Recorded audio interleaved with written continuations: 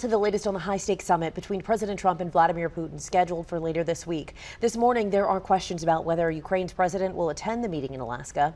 ABC's Nicole D'Antonio is in Washington with the details.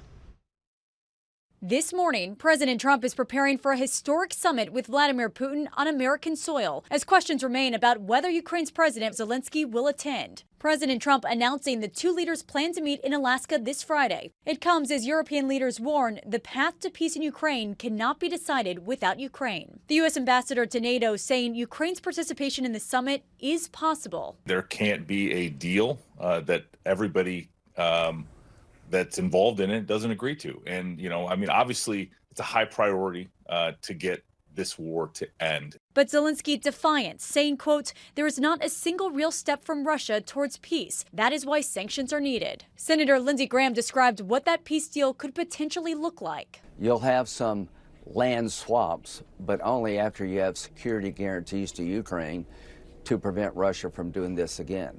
You need to tell Putin what happens if he does it a third time. The timing striking. Trump announced the summit on the deadline day he's set to impose tough new sanctions on Russia if Putin didn't stop the fighting.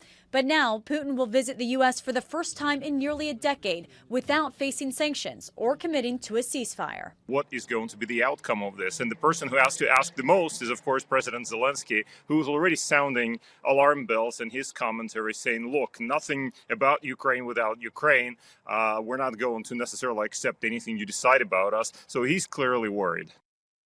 The last time Alaska hosted a high-stakes diplomatic gathering was in March of 2021. That is when senior officials with former President Joe Biden met with top Chinese officials in Anchorage. Nicole D'Antonio, ABC News, Washington.